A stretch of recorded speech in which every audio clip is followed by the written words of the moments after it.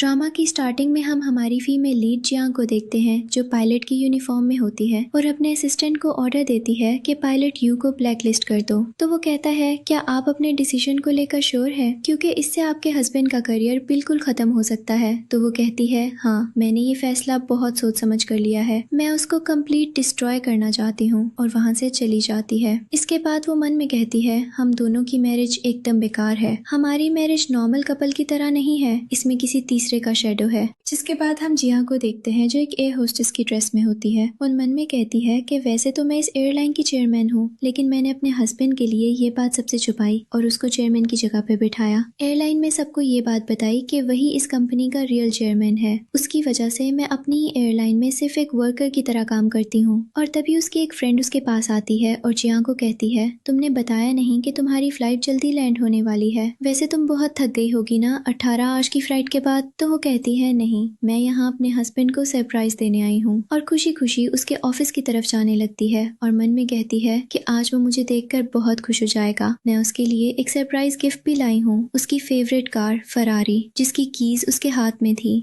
दूसरी तरफ हम यू को देखते हैं जो एक लड़की के बहुत लूज होता है और उसकी टांग पे मेडिसिन लगा रहा होता है। तभी जिया रूम का दरवाजा खोलती है और उसे किसी और लड़की के साथ देखकर हैरान रह जाती है और कहती है कौन है ये लड़की, क्या चल रहा है यहाँ। तो जिया को देखकर वो दोनों एक दूसरे से दूर हो जाते हैं और यू कहता है Honey what a pleasant surprise, तुमने बताया नहीं कि तुम आने वाली हो। तो जिया उससे कहती है कौन है ये लड़की और तुम्हारे ऑफिस में इस तरह क्या कर रही है। तो यू कहता है तुम गलत समझ रही हो, याओ को चोट लग गई थी, उसकी टांग में चोट लगी थी, तो मैं बस दवाई लगा रहा था। तो वो कहती है क्यों, हॉस्पिटल बंद हो गए हैं क्या? अगर इसको चोट लगी थी तो तुम इसे डॉक्टर के पास भेज देते, और ये इसने तुम्हारी शर्ट किस खुशी में पहनी हुई है। तो याओ कहती है आप गलत समझ रही हैं, वो तो मेरे कपड़े गंदे हो गए थे तो मैंने यू सर से उनकी शर्ट बोरो कर ली। तो जिया कहती है क्यों, यहाँ पर बहुत सारी फीमेल कलीग हैं, तुम उनमें से किसी के भी कपड़े ले सकती थी, तुमने मेरे हस्बैंड के कपड़े ही क्यों लिए। तो याओ उसे अपोलोजाइज करने लगती है और कहती है आई एम सॉरी, मेरे कपड़े जैसे ही ड्राई होंगे मैं ये यूसर को वापस कर दूंगी। तो जान कहती है तुम्हें क्या लगता है तुम्हारी पहनी हुई शर्ट मेरा हस्बैंड पहनेगा, ये अब गंदी हो गई है तो तुम इसे अपने पास ही रखना, क्योंकि अब तुम इसको वापस करोगी तब भी मैं ये शर्ट अपने हस्बैंड को नहीं पहनने दूंगी। तो याओ एकदम इनोसेंट बनने का नाटक करने लगती है और कहती है I am really sorry, please मुझे माफ कर दें, मैं कैप्टन यू के कपड़े पहनने के काबिल ही नहीं हूँ, मुझसे बहुत बड़ी गलती हो गई, मैं अभी उतार देती हूँ ये शर्ट। तो यू कहता है नहीं रहने दो, कोई जरूरत नहीं है, ये शर्ट तुम रख सकती हो,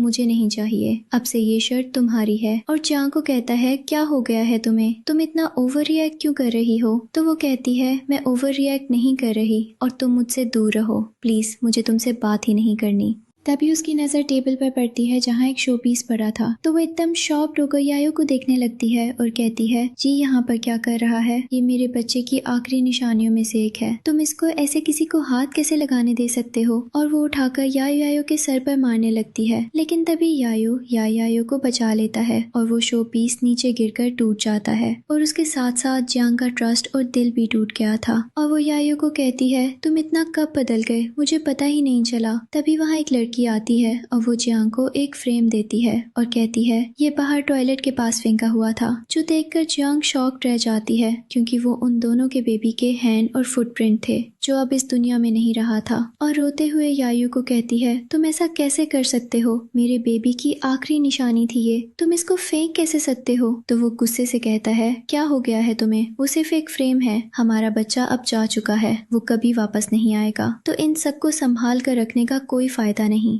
तभी जियांग को याद आता है कि जब उनका बेबी उनको छोड़कर गया था तो वो कितनी टूट गई थी और तब यू ने ही उसको संभाला था, लेकिन आज जो यू उसके सामने खड़ा था वो बिल्कुल अलग था। तभी याओ जियांग को कहती है मुझे नहीं पता था ये फ्रेम इतना इम्पोर्टेंट है, मैं तो सिर्फ यहाँ की सेटिंग चेंज कर रही थी। तो जियांग कहती है किसने राइट दिया तुम्हें मेरी चीजों को हाथ लगाने का। तो यू कहता है तुम इतना ड्रामा क्यों क्रिएट कर रही हो, याओ इस कंपनी में न्यू आई है और हम दोनों एक साथ मिलकर काम कर रहे हैं, इस वजह से मैंने इसको बोल दिया, वैसे भी ये लाउंज बहुत बड़ा है, अगर ये इसको अपने हिसाब से सेट कर लेगी तो इसमें कोई प्रॉब्लम नहीं है। तो ये सुनकर जियांग कहती है तुम्हें प्रॉब्लम नहीं होगी, लेकिन मुझे है। कोई भी मेरी चीजों को हाथ लगाए मुझे बिल्कुल पसंद नहीं है। तभी याओ याओ कहती है सॉरी, मुझे पता नहीं था आपको इतना बुरा लगेगा, मैं यहाँ से चली जाती हूँ। और वहाँ से जाने लगती है। तो यू उसको रोकता है और जियांग को कहता है तुम्हारा प्रॉब्लम क्या है? याओ याओ इस कंपनी में न्यू है, एज अ सीनियर तुम्हें उसके साथ अच्छे से बिहेव करना चाहिए, ना कि ये जो तुम कर रही हो। तो जियांग कहती है यही बात तो मेरी समझ में नहीं आ रही, तुम्हारी क्या लगती है?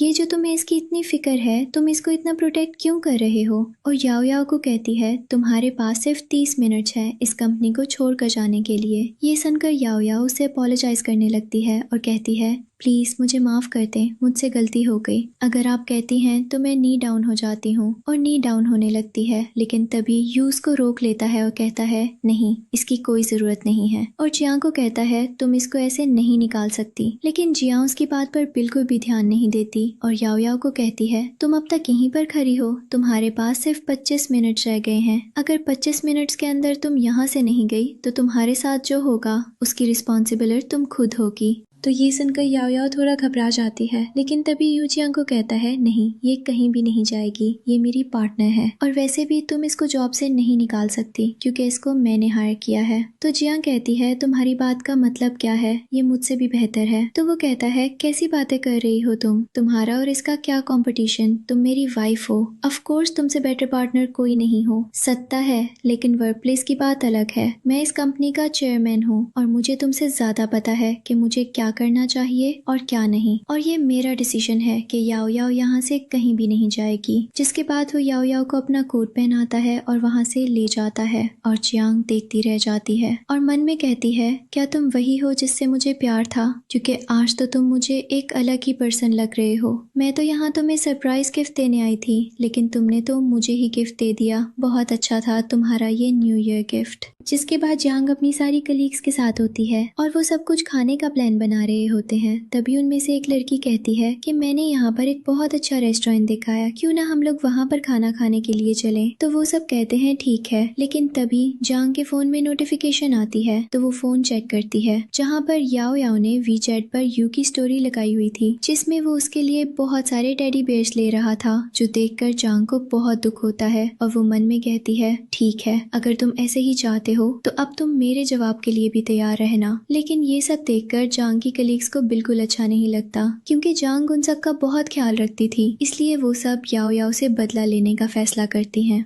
जिसके बाद हम जियांग को देखते हैं जो अपने असिस्टेंट को याओ याओ को कंपनी से फायर करने का ऑर्डर देती है और साथ में यू को भी चेयरमैन सीट से हटा देती है। तो ये सुनकर असिस्टेंट थोड़ा कंफ्यूज हो जाता है और कहता है पिछले 5 साल से वो इस कंपनी के प्रेसिडेंट है, क्या आप सच में उनके अगेंस्ट एक्शन लेना चाहती हैं? तो वो कहती है हाँ, मैंने ही उसे ये पोजीशन दी थी और अब मैं उससे ये पोजीशन वापस ले रही हूँ। नेक्स्ट सीन में याओ याओ ऑफिस आती है तो वहाँ सब याओ याओ की बहुत ज्यादा इंसल्ट करती हैं और कहती हैं तुम्हें शर्म नहीं आती किसी और के हस्बैंड से टेडी बेयर्स लेते हुए? तो याओ याओ कहती है इसमें मेरी कोई गलती नहीं है, कैप्टन यू ने मेरा मूड ऑफ देखा तो वो मुझे अपने साथ ले गए थे टेडी बेयर दिलवाने के लिए ताकि मेरा मूड ठीक हो जाए, और वैसे भी इसमें मेरी क्या गलती है अगर उसे मुझसे प्यार हो गया है। जो सुनकर उन लड़कियों को याओ याओ पर बहुत गुस्सा आता है और वो याओ याओ को कुछ कहती हैं, लेकिन उससे पहले ही याओ याओ ऐसे प्रिटेंड करती है जैसे उन लड़कियों ने उसे मारा हो। तो यू भागकर उसके पास आता है और उसे उठाकर उन सब लड़कियों को डांटने लगता है और कहता है तुम लोगों की हिम्मत कैसे हुई याओ याओ के साथ ऐसे बिहेव करने की।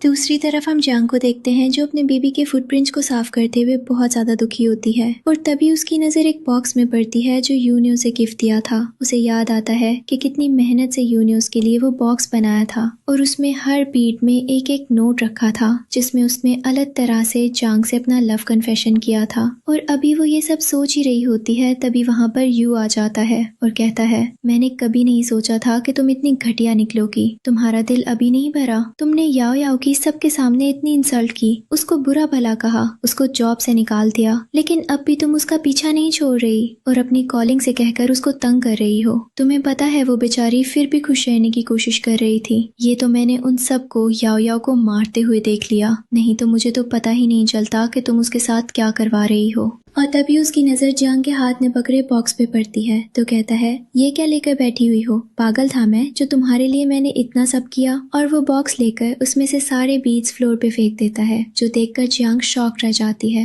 वो सच में बहुत बदल चुका था। जिसके बाद हमें फ्लैशबैक का एक सीन दिखाया जाता है जिसमें यू जियांग की आंखें बंद करके उसे एक रूम में लाता है और अपना प्रिपेयर किया हुआ गिफ्ट दिखाता है। तो देखकर वो बहुत ज्यादा खुश होती है और कहती है, तुमने मेरे लिए इतनी मेहनत क्यों की? तो वो कहता है, क्योंकि मैं तुमसे बहुत ज्यादा प्यार करता हूँ इसलिए। और अब इनमें से रोज तुम एक बीट निकालना, उसमें एक चिट होगी जिसमें लिखा होगा कि मैं तुमसे कितना ज्यादा प्यार करता हूँ, और वो नोट तुम सामने दीवार पे लगा दिया करना। देखना ये सारी दीवार भर जाएगी लेकिन मेरे नोट्स खत्म नहीं होंगे। जिसके बाद वो जियांग के फोरहेड पे किस करता है तो वो स्माइल करती है। जिसके बाद हम प्रेजेंट का सीन देखते हैं जिसमें यू जियांग के सामने उन बीड्स को फ्लोर पे फेंक कर उन पर पैर रख देता है और कहता है, देखो ये रिजल्ट है तुम्हारी फालतू की जेलसी का। तो वो कहती है, शायद तुम भूल गए हो लेकिन ये वही है जो तुमने हमारी फर्स्ट एनिवर्सरी पर मुझे दिया था। तो वो कहता है, नहीं मुझे याद है, लेकिन तुम इस काबिल ही नहीं थी। मैंने गलत जगह पर अपना प्यार और टाइम दोनों वेस्ट किया है। और यू जियांग से कहता है, मैं यहाँ पर सिर्फ तुम्हें ये बताने आया था कि मैं अब तुम्हारे साथ नहीं रह सकता। यू यहाँ बहुत ट्रॉमाटाइज्ड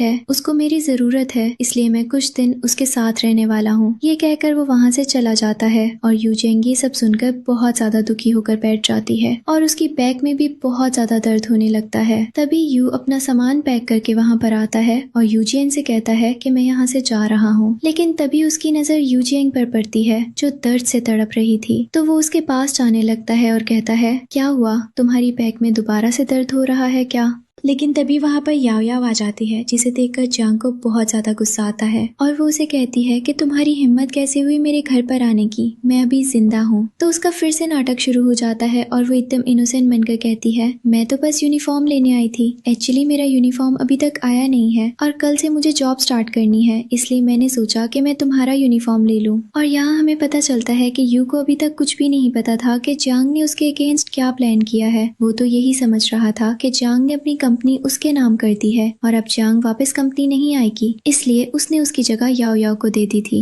और याओ याओ भी इस बात से बहुत ज्यादा खुश थी कि उसको जियांग की जगह मिल गई है। जिसके बाद यू जियांग को अकेला छोड़कर उसके साथ वहाँ से चला जाता है। तो जियांग अपना फोन उठाती है और किसी को कॉल करती है और कहती है कि कुछ दिन बाद एक पार्टी होने वाली है, उसमें मैं सबके सामने यू से सब कुछ वापस ले लूंगी जो मेरा है। जिसके बाद हमें ड्रामा की शुरुआत का सीन दिखाया जाता है जहां पर जियांग अपने असिस्टेंट के साथ यू के करियर पर फुल स्टॉप लगाने के लिए आई थी। जिसके बाद हम जियांग को देखते हैं जो अपना सारा सामान शिफ्ट कर रही थी और वो न्यूयॉर्क शिफ्ट हो रही थी क्योंकि वो यहाँ से बहुत दूर जाना चाहती थी। और तभी एक आदमी एक बॉक्स देता है और कहता है कि ये सामान शायद आप अंदर भूल गई थी। तो वो बॉक्स को देखती है जिसमें यू के दिए हुए कुछ गिफ्ट थे और एक रेड कलर का स्कार्फ है जो जियांग ने अपने हाथों से यू के लिए बनाया था। जिसके बाद हम फ्लैशबैक में देखते हैं जियांग यू के पास बैठकर उसका स्कार्फ बना रही थी। तभी उसके हाथ में सुई लग जाती है तो यू उससे कहता है, छोड़ो इस स्कार्फ को, देखो तुम्हें लग गई ना। तो वो कहती है, नहीं, मैं चाहती हूँ कि तुम मेरा बनाया हुआ ही स्कार्फ पहनो, इसलिए मैं ये स्कार्फ तो जरूर बनाऊंगी। जो सुनकर वो हंसने लग जाता है।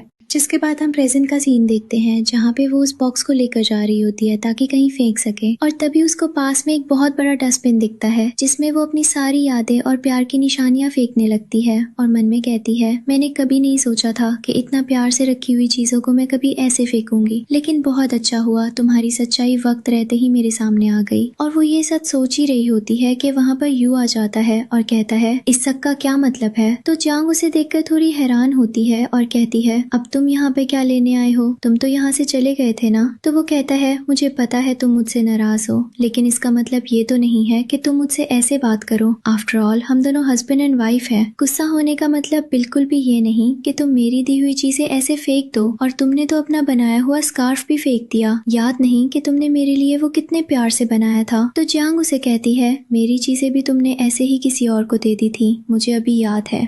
तो वो कहता है, तुमको ज्यादा ही सेंटी हो रहे हो, मेरा ऐसा कोई इंटेंशन नहीं था। मैंने तुम्हारा यूनिफॉर्म उसको दिया क्योंकि उसके पास यूनिफॉर्म नहीं था और वो तुम्हारे किसी काम का भी नहीं था, तो इसमें तो मुझे बुरा नहीं लगना चाहिए। और तभी उसको किसी की कॉल आती है। वो कॉल अटेंड करता है और सामने वाले को हैप्पी न्यू ईयर विश करता है और कहता है, ठीक है, हम जरूर आएंगे। जिसके बाद वो जियांग से कहता है, हमारी क्लासमेट ने रियूनियन पार्टी रखी है, हम दोनों को भी बुलाया है, चलो ये नाराजगी छोड़ दो, अब हम दोनों पार्टी में चलते हैं एक साथ। वैसे भी तुम्हें तो पता है ना कि हम सबके फेवरेट कपल हैं, अगर हम दोनों ही एक दूसरे से ऐसे लड़ाई करेंगे तो कैसा चलेगा। तो ये सुनकर जांग मन में कहती है, अभी मेरी फ्लाइट में काफी टाइम है, मुझे इसके साथ चले जाना चाहिए। ये सब कुछ 8 साल पहले एक रियूनियन पार्टी से ही शुरू हुआ था, तो आज सब कुछ उसी रियूनियन पार्टी पर ही खत्म करना चाहिए। पर यू से कहती है, ठीक है, अगर तुम ये पेपर साइन कर दो तो मैं तुम्हारे साथ चलने को तैयार हूँ। तो वो कहता है, क्या है इन पेपर्स में, और उन्हें खोलकर देखने ही लगता है। लेकिन तभी उसके फोन पर याओ याओ की कॉल आ जाती है, जो यू से कहती है, मैं किचन में खाना बना रही थी, लेकिन अचानक यहाँ पर आग लग गई है, मुझे बहुत डर लग रहा है, प्लीज आप आ जाइए। तो वो कहता है, अच्छा तुम फिक्र मत करो, मैं बस अभी आ रहा हूँ। और जल्दी में बिना पेपर्स पढ़े ही साइन करके जांग से कहता है, मैं डायरेक्ट होटल पर ही आ जाऊंगा पार्टी में, तुम भी वहाँ पर आ जाना, हम दोनों पार्टी में मिलते हैं। अभी मुझे कुछ जरूरी काम है, इसलिए मुझे जाना पड़ेगा। और वहाँ चला जाता है, जो देखकर जांग को बहुत ज्यादा दुख होता है। और वो मन में कहती है, मैंने कभी नहीं सोचा था कि तुम इतने बेवकूफ निकलोगे, तुमने पेपर बिना पढ़े साइन करके हमारी मैरिज खत्म कर दी और तुम्हें इस बात का आइडिया तक नहीं है। जिसके बाद वो अपने फ्रेंड से मिलना चाहती है, तो सब लोग ये देखकर बहुत ज्यादा हैरान होते हैं कि वो अकेली आई है। और उसकी फ्रेंड्स उससे कहते हैं, क्या वो यू का बच्चा इतनी जल्दी बदल गया? 5 साल पहले तो वो तुमसे मोहब्बत के बहुत ज्यादा दावे करता था और आज उसने तुम्हें ऐसे अकेले छोड़ दिया। आने दो उसको, हम उसको बताएंगे। लेकिन जियांग उन लोगों को कुछ भी करने से मना करती है और कहती है, छोड़ो उसको उसके किए की सजा बहुत जल्द मिलने वाली है, इसलिए तुम लोग फिक्र मत करो। जिसके बाद यू वहाँ पर आता है, लेकिन वो साथ में याओ याओ को भी लेकर आता है। तो ये देखकर उसके सारे क्लासमेट्स गुस्सा करने लगते हैं और कहते हैं, ये हमारी क्लास रियूनियन पार्टी है, तुम यहाँ पर ऐसे किसी स्ट्रेंजर को नहीं लेकर आ सकते, इसको यहाँ से लेकर जाओ। तो याओ याओ इनोसेंट बनने की एक्टिंग करते हुए कहती है, इस सिटी में मैं बिल्कुल अकेली हूँ, किसी को भी नहीं जानती, न्यू ईयर पर मैं एकदम अलोन थी, इस वजह से यू मुझे अपने साथ लेकर आ गया। तो उसकी ये दुख भरी कहानी सुनकर वो लोग कहते हैं, अच्छा ठीक है, तुम इस पार्टी में रह सकती हो। और वो यू के साथ बैठ जाती है। जिसके बाद एक लड़का याओ याओ के पास आता है और उससे कहता है, शायद तुम्हें हमारी रियूनियन पार्टी के रूल नहीं पता, हमारी पार्टी का ये रूल है कि जो भी न्यू आता है उसको ड्रिंक करना पड़ता है। तो वो कहती है, हाँ ठीक है, मैं कर लूंगी ड्रिंक। लेकिन तभी वो लड़का उससे कहता है, ऐसे नहीं, तुम्हें याओ के साथ आर्म्स क्रॉस करके ड्रिंक करना पड़ेगा। जो सुनकर याओ याओ और याओ दोनों ही बहुत ज्यादा खुश हो जाते हैं और जल्दी से ड्रिंक करते हैं, जो देखकर सारे क्लासमेट्स जांग से कहने लगते हैं, क्या तुम्हारा हस्बैंड किसी और के साथ ड्रिंक कर रहा है, वो भी ऐसे? तुम्हें बुरा नहीं लग रहा क्या? हमें तो लगता है कि तुम अपने हस्बैंड को संभाल ही नहीं पाई, इसलिए तो देखो वो कैसे लाइन से उतर गया है और किसी और पर लाइन मार रहा है। तो ये सुनकर याओ कहता है, ऐसी कोई बात नहीं है, मैं सिर्फ जियांग से ही प्यार करता हूँ और वही मेरी वाइफ है, तुम सब ऐसी फालतू बातें मत करो। लेकिन जियांग मन में कहती है, जो मर्जी करो, मेरी तरफ से भाड़ में जाओ, मुझे जरा भी फर्क नहीं पड़ता। जिसके बाद वो जियांग के पास जाता है ड्रिंक लेकर और उससे कहता है, ये लो मेरी तरफ से, इसको अपॉलजी समझकर पी लो। तो ये देखकर जियांग की फ्रेंड को बहुत ज्यादा गुस्सा आता है और वो चिल्लाकर कहती है, क्या तुम्हें याद नहीं कि सिस्टर को अल्कोहल से एलर्जी है? तो वो कहता है, वो मैं भूल गया था। जिसके बाद वो मैंगो उठाता है और कहता है, अच्छा ये तो तुम खा ही सकती हो ना, मेरी तरफ से अपॉलजी समझकर। तो देखकर दोबारा से जियांग की फ्रेंड बहुत ज्यादा गुस्सा होती है और कहती है, क्या तुम नाटक कर रहे हो या सच में तुम भूल गए हो कि इसको मैंगो से भी एलर्जी है? तो यू खुद भी एकदम शॉक्ड हो जाता है कि वो जियांग के बारे में इतना सब कुछ कैसे भूल सकता है। ये देखकर जियांग कहती है, कोई बात नहीं, तुम ये अपने लिटिल क्यूट सिस्टर के लिए संभाल कर रखो, जिसको तुम हर जगह लेकर घूमते हो, मुझे इसकी कोई जरूरत नहीं है। और वहाँ से चली जाती है। जिसके बाद यू उसके पीछे जाने लगता है, लेकिन तभी याओ याओ उसको ये कहकर रोक देती है कि वो तुम्हें छोड़कर कहीं नहीं जा सकती। आफ्टर ऑल तुम कंपनी के सीईओ बनने वाले हो, तो तुम्हें छोड़कर वो क्यों जाएगी? जो सुनकर वो कहता है, हाँ वो मुझे नहीं छोड़ सकती, और एकदम चिल होकर वहाँ पर बैठ जाता है। लेकिन तभी जियांग की फ्रेंड उसके पास आती है और कहती है, तुम इतने आराम से क्यों बैठे हो? जियांग तुमसे नाराज होकर गई है, तुम्हें नहीं लगता कि तुम्हें उसके पीछे जाना चाहिए? तो वो कहता है, नहीं, वो मुझसे नाराज नहीं है, वो जरूर रेस्ट रूम में गई है। तो उसकी फ्रेंड कहती है, तुम यही सब सोचते रह जाओगे और जियांग तुमसे बहुत दूर चली जाएगी, तुम्हारे पास टाइम है अभी, जाओ और उसको रोक लो, नहीं तो आई स्वेयर तुम उसको कभी भी ढूंढ नहीं पाओगे। तो ये सुनकर वो कहता है, ये क्या बकवास है, वो कहीं नहीं जा सकती, मैं नहीं जानता क्या कि वो मुझसे कितना प्यार करती है, लेकिन चलो अगर तुम इतना इंसिस्ट कर रही हो तो मैं उसके पीछे चला जाता हूँ। और उसके पीछे जाने ही लगता है कि एक वेट्रेस अंदर आती है और यू को कुछ डॉक्यूमेंट्स देते हुए कहती है, ये लेडी जाते हुए मुझे देकर गई थी और कहा था कि सर को दे दो। तो यू उससे वो पेपर्स लेता है और जब खोलने लगता है, वो कहकर गई थी कि सर को दे दूं, तो यू उससे वो पेपर्स लेता है और जब खोलकर देखता है तो हैरान रह जाता है है। दूसरी तरफ हम जियांग को देखते हैं जो बाहर निकलते ही अपनी और यू की पिक्चर्स डिलीट कर देती है और कहती है अब से मेरी लाइफ में ये चैप्टर हमेशा के लिए क्लोज। इसके बाद वो अपनी पॉकेट से एक नोट निकालती है और उसे पढ़ती है जिसमें लिखा हुआ था, देखो आज भी मैं तुमसे कितना प्यार करता हूँ, I love you so much. लेकिन आज वो ये पढ़कर खुश नहीं हुई थी बल्कि उसे खुद पर हंसी आई थी कि वो कितनी पागल थी जो इन सब बातों पर ट्रस्ट करती थी। इसके बाद वो उस नोट को डस्टबिन में फेंक देती है और अपना मोबाइल भी वहीं रखकर वहां से चली जाती है।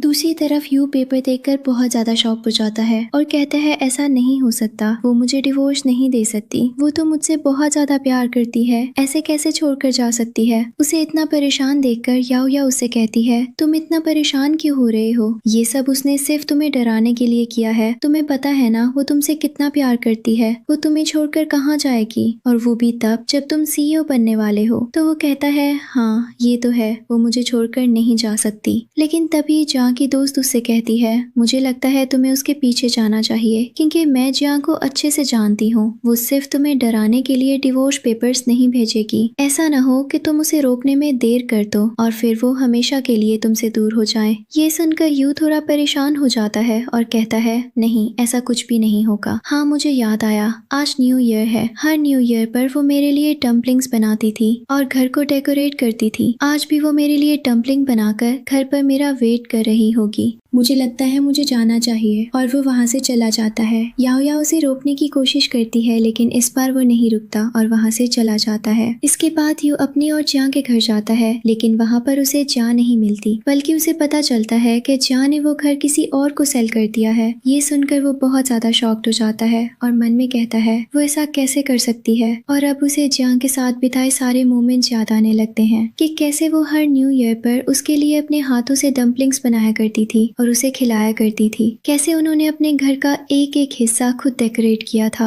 और वो मन में कहता है वो तो मुझसे बहुत ज्यादा प्यार करती थी, क्या मेरी इतनी छोटी सी गलती पर वो मुझे इतनी बड़ी सजा देकर चली गई, वो मुझे एक और चांस भी तो दे सकती थी। दूसरी तरफ हम जियांग को देखते हैं जो काफी सुंदर लग रही होती है और अपने असिस्टेंट से कहती है आज की सारी तैयारियां कंप्लीट हो गई हैं, आज मैं यू से वो सब कुछ वापस लेने वाली हूँ जो मेरा है। इधर यू को वो लोग उसके घर से धक्के मारकर बाहर निकाल देते हैं जिनको जियांग ने अपना घर सेल किया था और कहते हैं कि आज फेस्टिवल के दिन तुम हमारा मूड खराब मत करो लड़के। इसके बाद वो दोबारा से होटल में आता है जहाँ याओ याओ और बाकी सब अब भी उसका वेट कर रहे थे। याओ याओ उसे देखकर उसके पास आती है। वह कहती है क्या हुआ, क्या जियांग अब तक तुमसे नाराज है। तो वो कहता है मुझे तो जियांग मिली ही नहीं और उसने हमारा वेडिंग होम भी किसी और को सेल कर दिया। ये सुनकर सब लोग शॉक्ड हो जाते हैं। तभी याओ याओ यू से कहती है तुम फिक्र मत करो, उसे जरूर एहसास हो जाएगा अपनी गलती का और फिर देखना वो कैसे भागी भागी तुम्हारे पास आएगी। तो वो कहता है हाँ ऐसा ही होगा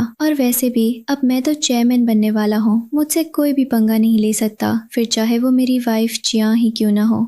इधर जियांग अपने लॉयर्स और असिस्टेंट से पता करती है तो वो बताते हैं अगर जियांग और यू की मैरिज कैंसिल हो जाए तो ये कॉन्ट्रैक्ट भी खुद ही डिसॉल्व हो जाएगा और यू की चेयरमैनशिप भी साथ ही खत्म हो जाएगी। और यहाँ हमें पता चलता है कि जियांग ने यू से डिवोर्स पेपर्स पर साइन इसलिए करवाए थे ताकि वो चेयरमैन न बन सके। इसके बाद हम जियांग को एक बैंक्वेट में देखते हैं जहाँ वो बहुत सुंदर लग रही होती है और वो सबके सामने स्टेज पर जाकर अनाउंस करती है कि आज और अभी से वो यू को कैप्टन की जॉब से फायर करती है और सिर्फ यही नहीं, आज और अभी से मैं यू को ब्लैक लिस्ट करती हूँ। ये स्काईलाइन तो क्या कहीं भी कोई भी जॉब नहीं कर सकता। और ये सब कुछ लाइव यू और याओ याओ भी देख लेते हैं और बहुत ज्यादा हैरान होते हैं। तभी यू याओ याओ से कहता है मुझे तो लगता है सिस्टर ये सब आपकी अटेंशन लेने के लिए कर रही हैं ताकि आपका सारा ध्यान जियांग की तरफ हो जाए। जो सुनकर यू कहता है हाँ तुम ठीक कह रही हो, ये सब एक नाटक है, मैं अभी बात करता हूँ जियांग से। इसके बाद वो जियांग के पास जाता है और कहता है क्या बकवास है ये सब, तुम्हें किसने राइट दिया मुझे फायर करने का, तुम्हें कोई हक नहीं मुझे मेरी जॉब से निकालने का जब तक सारे बोर्ड ऑफ डायरेक्टर्स अपना डिसीजन ना सुना दे। तो जियांग कहती है ओह तो तुम बोर्ड ऑफ डायरेक्टर्स का फैसला जानना चाहते हो, ठीक है। जिसके बाद सारे डायरेक्टर्स एक एक करके स्टेज पर आते हैं और कहते हैं कि हम जियांग के फैसले के साथ हैं। ये सुनकर वो बहुत शॉक्ड होता है और कहता है तुम सब के सब मिले हुए हो लेकिन तुम लोग मेरा कुछ नहीं बिगाड़ सकते। ये कहकर वो हंसने लगता है और कहता है कितनी बड़ी पागल हो तुम, ये भूल ही गई कि मैं सिर्फ एक कैप्टन नहीं, मैं चेयरमैन भी तो हूँ। तुम लोग मुझे कैप्टन की पोजीशन से हटा सकते हो लेकिन चेयरमैन की नहीं। देखो अभी भी टाइम है, अपनी इस गलती के लिए मुझसे अपोलोजाइज कर लो, मैं तुम्हारे अगेंस्ट कोई एक्शन नहीं लूंगा। तो वो हंसने लग जाती है। ये देखकर वो कहता है क्या हुआ है, क्या तुम्हारा दिमाग खराब हो गया है जो तुम ऐसे हंस रही हो। तो वो उसके सामने कॉन्ट्रैक्ट फेंकती है और कहती है इसे पढ़ो। तो वो उस कॉन्ट्रैक्ट को पढ़ता है जिसमें साफ साफ लिखा हुआ था कि अगर जांग और यू के बीच डिवोर्स हो जाता है तो यू से चेयरमैनशिप छीन ली जाएगी। ये पढ़कर यू एकदम गुस्से में आ जाता है और कहता है तुमने मेरे साथ धोखा किया है, मैं तुम्हें छोड़ूंगा नहीं, तुमने इतना बड़ा गेम खेला। तो वो कहती है गेम तो तुमने खेला है, और वो उसकी मॉम को बुरा भला कहने लगता है। तो वो उसके मुंह पर एक थप्पड़ मारती है और कहती है मैंने कुछ नहीं किया, हम दोनों बहुत अच्छी लाइफ जी रहे थे, तुमने ही सब खराब कर दिया। मैंने तो तुम्हें नहीं कहा था कि तुम किसी थर्ड पर्सन को हमारे बीच लेकर आओ और उसके साथ अफेयर चलाओ। मैंने तो नहीं कहा था ना कि हमारे बेबी के फुटप्रिंट्स को फेंक दो। मैंने तो कुछ भी नहीं कहा था, सब कुछ तुमने खुद किया, और अब भी तुम मुझे बोल रहे हो कि मैंने तुम्हारे साथ गेम खेला। वाओ, बहुत अच्छे।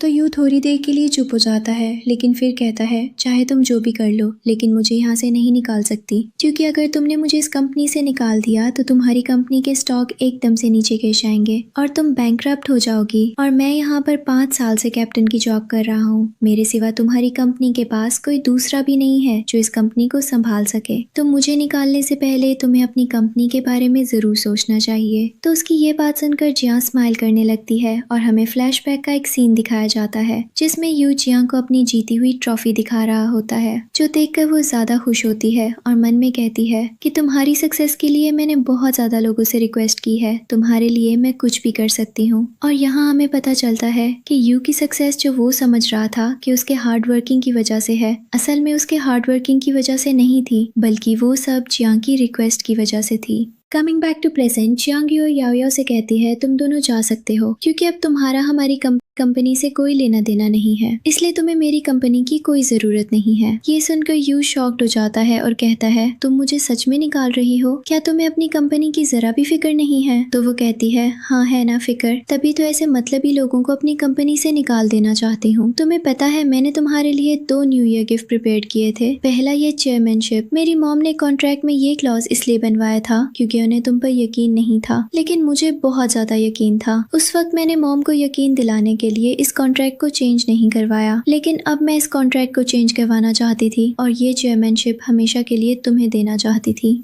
लेकिन थैंक गॉड तुमने मेरी आंखें खोल दी, और दूसरा गिफ्ट मैं तुम्हें तुम्हारी फेवरेट कार देनी चाहती थी, ये देखो उसकी चाबी, लेकिन अब तुम इसके लिए एलिजिबल नहीं हो। और वो की सबको दिखाते हुए कहती है किसी को चाहिए क्या। तो सब लोग कहते हैं हाँ हमें चाहिए हमें चाहिए। तो वो उन चाबियों को हवा में उछाल देती है, जिसको कैच करने के लिए सब लोग आगे बढ़ते हैं और एक लड़की उन चाबियों को पकड़ लेती है। और ये सब कुछ देखकर यू तो अपनी किस्मत पे रिग्रेट कर रहा था, उसे बेचारे के हाथों कुछ भी नहीं आया, ना नौकरी तो ना छोकरी, और उसको कोई रास्ता समझ में नहीं आता। तो वो उस कॉन्ट्रैक्ट पेपर को फाड़ देता है और कहता है लो अब बताओ तुम्हारे पास क्या प्रूफ है कि मैं चेयरमैन नहीं हूँ। यहाँ पर जितने भी लोग हैं उनके सिवा कोई भी तुम्हारी बात पर यकीन नहीं करेगा कि मैं चेयरमैन नहीं हूँ। जो देखकर जिया कहती है मुझे बहुत अफसोस हुआ तुम्हारी सोच पर, मैंने कभी नहीं सोचा था कि तुम इतनी घटिया आदमी निकलोगे यार। मुझे तो आज खुद से नफरत हो रही है कि मैंने तुम जैसे इंसान से प्यार किया। लेकिन यू को उसकी बातों से कोई फर्क नहीं पड़ रहा था। वो कहता है तुम मुझसे तमीज से बात करो, मैं चेयरमैन हूँ। तो ये सुनकर जिया स्माइल करने लगती है और कहती है तो मैं क्या लगती हूँ कि मैं इतनी कच्ची खिलाड़ी हूँ, मेरे पास कोई प्लान भी नहीं होगा। और एक चुटकी बजाती है जिसके बाद सबके मोबाइल में एक नोटिफिकेशन आती है और सब लोग अपने मोबाइल देखने लगते हैं, जिसमें टॉप ट्रेंडिंग पर एक न्यूज चल रही थी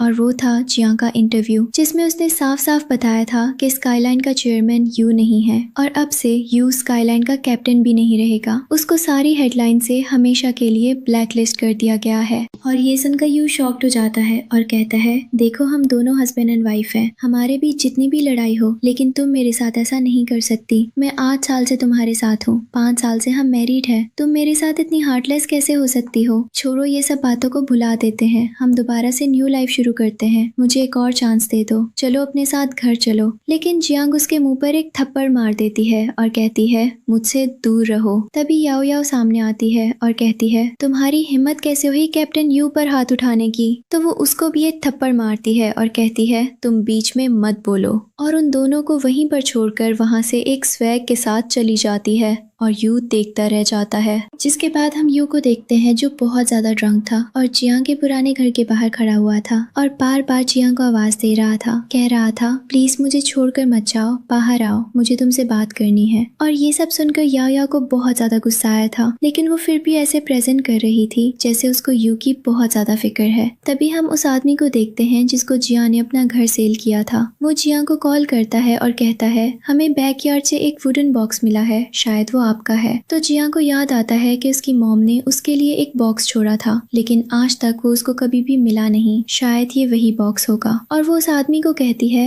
आप प्लीज उस बॉक्स को संभाल कर रखें, मैं अभी आ रही हूँ आपसे लेने। जिसके बाद वो वहाँ पर आती है तो ऑलरेडी यू और याओ याओ वहीं खड़े होते हैं। यू जियांग का हाथ पकड़ लेता है और कहता है मुझे पता था तुम मेरे लिए जरूर वापस आओगी। तो वो कहती है एक्सक्यूज मी, मेरा हाथ छोड़ो, मैं तुम्हारे लिए नहीं आई, मुझे अपना कोई काम है। तो वो गुस्सा होने लगता है और कहता है इस आदमी से तुम्हारा क्या रिलेशन है जो तुम उसके घर आई हो। तो वो कहती है तुम्हारा और मेरा डिवोर्स हो चुका है, तुम कौन होते हो मुझसे ये सवाल पूछने वाले, अब मैं जो चाहूँ कर सकती हूँ। और वहाँ से चली जाती है, जो देखकर यू को बहुत ज्यादा गुस्सा आता है। उसके बाद वो आदमी जियांग को एक वुडन बॉक्स देता है जिसके अंदर एक बहुत ही ब्यूटीफुल सा जेड ब्रेसलेट था, जिसको देखकर जियांग बहुत इमोशनल हो जाती है और कहती है कि ये मेरी मॉम की आखिरी बिलोंगिंग्स है मेरे लिए, थैंक यू। और वो लेकर वापस अपने घर जा रही होती है। तभी याओ याओ उससे वो बॉक्स छीन लेती है और कहती है ओह तो तुम इस बॉक्स के लिए यहाँ पर आई थी, लगता है ये तुम्हारे लिए बहुत ज्यादा इम्पोर्टेंट है, क्या होगा अगर मैं इसे आग में फेंक दूँ तो जियांग उससे वो बॉक्स वापस मांगने लगती है, लेकिन तभी वो यू को आता देख लेती है और इस बार जियांग एक्टिंग करती है और कहती है प्लीज मुझे मेरा बॉक्स वापस दे दो। तो याओ याओ कहती है आज जरूर मैं तुम्हें तुम्हारा ये बॉक्स वापस कर दूंगी, लेकिन मेरी एक शर्त है, पहले तुम नी डाउन होकर अपोलोजाइज करो, फिर मैं तुम्हें ये बॉक्स दूंगी। और जियांग नी डाउन होने ही वाली होती है कि वहाँ पर यू आ जाता है और वो जियांग को पकड़ लेता है और याओ याओ को कहता है तुम्हारा दिमाग ठीक है, तुम ये सब क्या कर रही हो।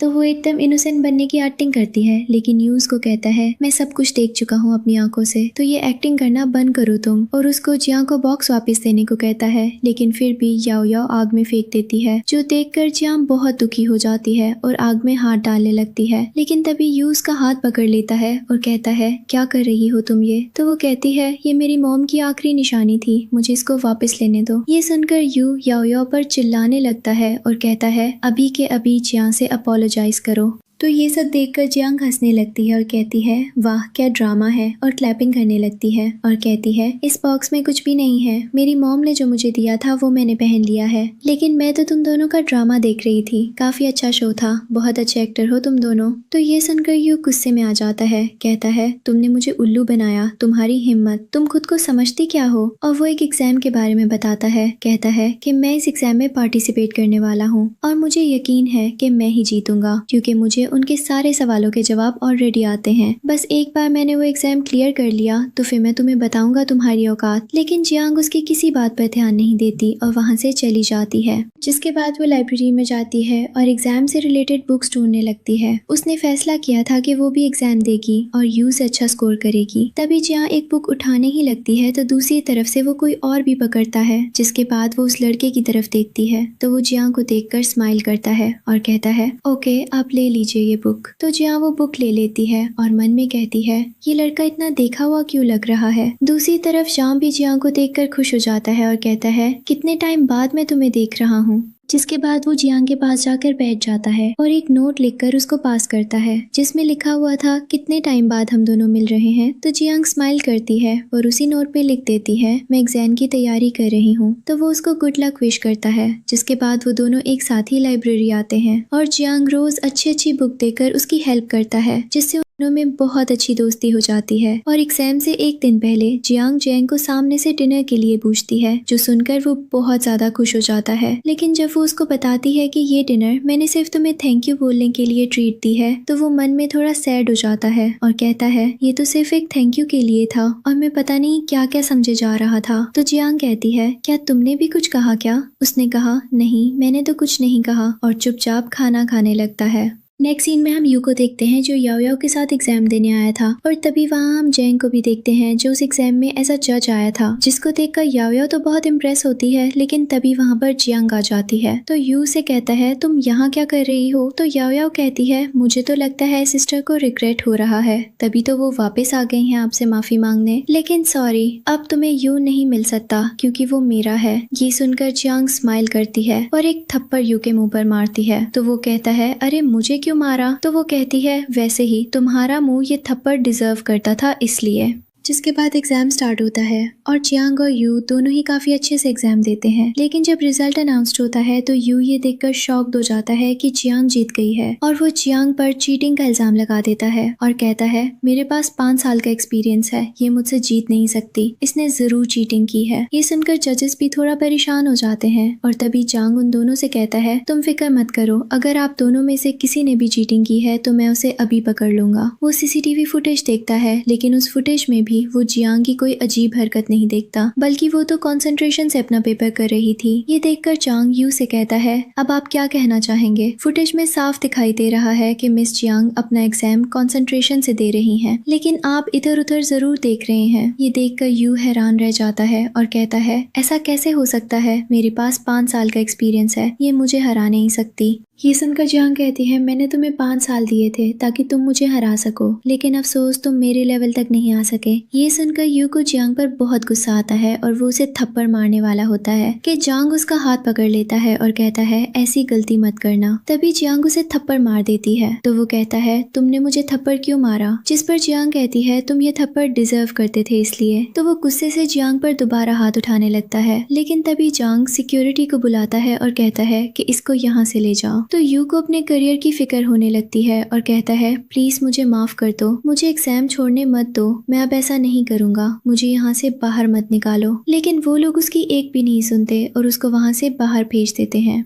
जिसके बाद जियांग जैंग को थैंक यू कहती है और बोलती है मुझे बिल्कुल भी आइडिया नहीं था कि आप लेजेंडरी कैप्टन जैंग हैं, लाइब्रेरी में आपने मेरी बहुत ज्यादा हेल्प की, उसके लिए थैंक यू सो मच। तो वो कहता है मुझे याद है मुझे किसी ने कहा था अगर आपको किसी को थैंक यू बोलना हो तो आप उसे बस मील की ट्रीट दे दो। ये सुनकर वो स्माइल करने लगती है और कहती है हाँ जरूर। तो जैंग कहता है हाँ, लेकिन इस बार ट्रीट मेरी तरफ से। तो वो कहती है ठीक है। जिसके बाद जैंग जांग को लेकर उसी रेस्टोरेंट में जाता है। तो वो कहती है ये तो वही रेस्टोरेंट है ना जहाँ लास्ट टाइम हम दोनों ने खाना खाया था? तो वो कहता है हाँ, लास्ट टाइम मैंने नोट किया था कि तुम्हें यहाँ का खाना बहुत ज्यादा पसंद है, इस वजह से मैं तुम्हें दोबारा इधर ही लेकर आया हूँ। तो वो कहती है आपने नोट कर लिया था। और वो दोनों बातें कर रहे होते हैं, तभी वहाँ पर यू और याओ याओ भी आ जाते हैं और वो जियांग और जैंग को ऐसे साथ देखकर उनके पास आते हैं। यू जियांग से कहता है ओ तो इसलिए तुम्हारी इतनी साइड ले रहा था, तुम्हारा इससे चक्कर चल रहा है, तुम्हें शर्म नहीं आती? तो जियांग कहती है क्या बकवास कर रहे हो, ये मेरा फ्रेंड है और अगर मेरा इससे कोई रिलेशन है भी तो तुम्हें इससे कोई प्रॉब्लम नहीं होनी चाहिए क्योंकि हम दोनों का डिवोर्स हो चुका है। और उसके मुंह पर एक जोर का थप्पड़ मारती है। तो वो कहता है यार तुम इतनी फिजिकल क्यों हो जाती हो, मुझे टच मत किया करो तुम। जिस पर जियांग उसके मुंह पर एक और थप्पड़ मारती है और कहती है तुम्हारा मुंह देखकर मुझे थप्पड़ मारने का बहुत मन करता है इसलिए। तभी यू जियांग को मारने के लिए आगे बढ़ता है, लेकिन तभी जियांग उसके सामने खड़ा हो जाता है और कहता है कि तुम इसको हाथ भी नहीं लगा सकते,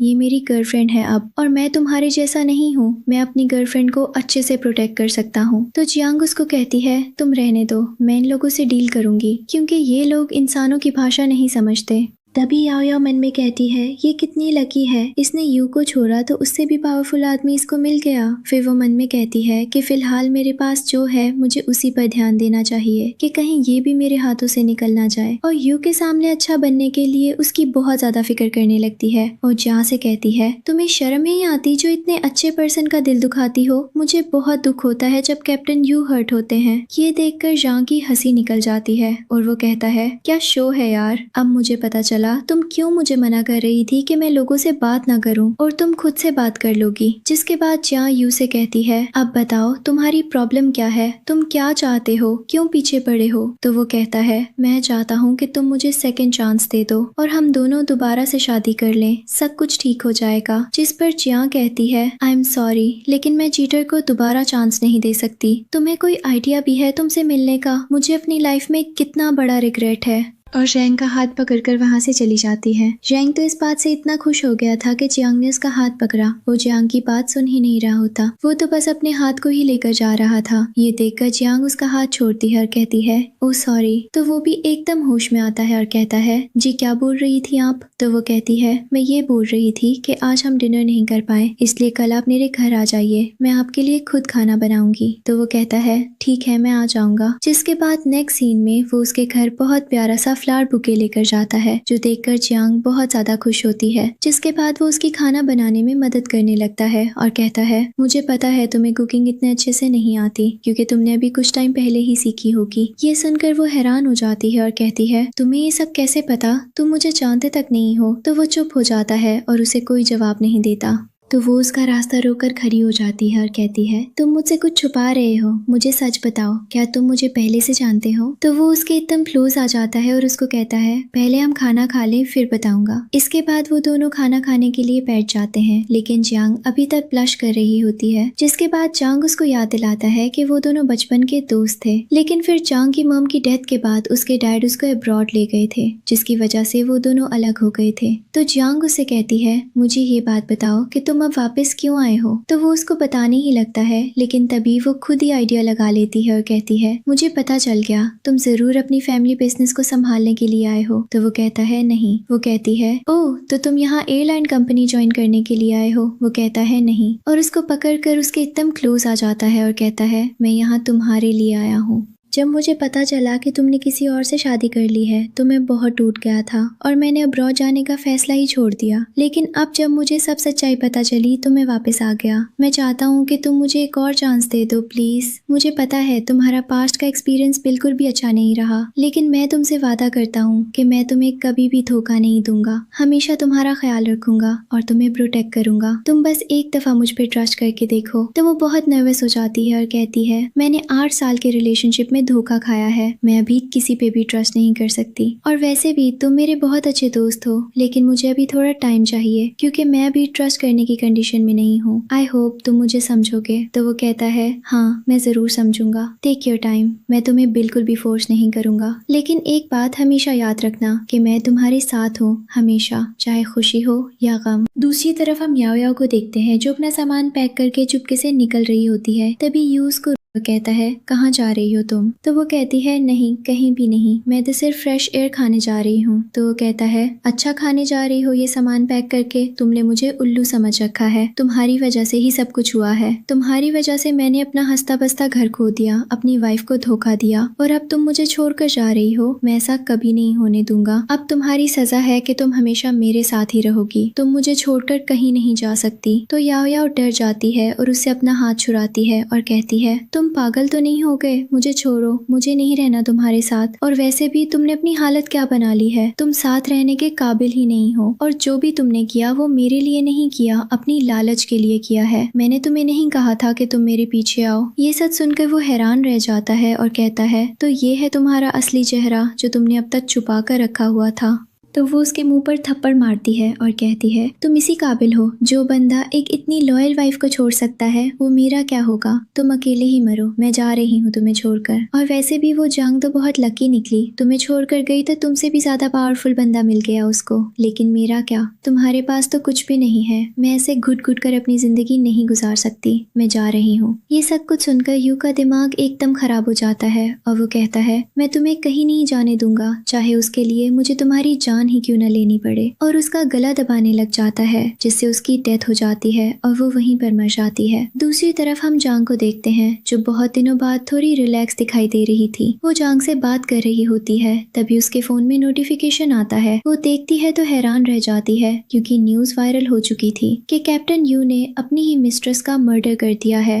इधर हम यू को देखते हैं जो पागलों की तरह हंस रहा होता है और अपने ही घर में याओ याओ की डेड बॉडी के पास बैठा होता है। तो पुलिस आकर उसको अरेस्ट करके वहाँ से ले जाती है, जिसके बाद वो मन में कहता है मेरे साथ ऐसा ही होना चाहिए था। मैंने अपनी इतनी अच्छी लाइफ खराब कर दी, अपनी इतनी अच्छी वाइफ को धोखा दिया, मैंने किसी की खुशियाँ छीनी थी ना, मेरे साथ बिल्कुल ठीक हुआ है। दूसरी तरफ हम जिया को देखते हैं जो विंडो में खड़ी होती है। आज बहुत दिन बाद वो थोड़ी रिलैक्स दिखाई दे रही थी। तभी जांग उसके पास आता है और कहता है क्या सोच रही हो? तो वो कहती है कुछ नहीं, अपने पास्ट के बारे में सोच रही हूँ। कभी कभी इंसान जो सोचता है उससे बिल्कुल ऑपोजिट उसकी लाइफ में हो जाता है ना? जो उसने कभी इमेजिन भी नहीं किया होता और उसका फेवरेट पर्सन कब एक अननोन पर्सन में बदल जाए पता ही नहीं चलता। तो वो कहता है अब तुम पास्ट के बारे में कुछ भी नहीं सोचोगी, तुम सिर्फ अपने फ्यूचर के बारे में सोचोगी, इनफैक्ट हमारे फ्यूचर के बारे में सोचोगी और देखना सब कुछ बहुत अच्छा होगा। तो ये सुनकर वो स्माइल करती है और कहती है आई होप, और आने वाले फ्यूचर के लिए सपने देखने लगती है। जिसके साथ ही हमारा ये ड्रामा एंड हो जाता है। मिलते हैं एक नेक्स्ट ड्रामा के साथ, तब तक के लिए keep liking and sharing. Good bye.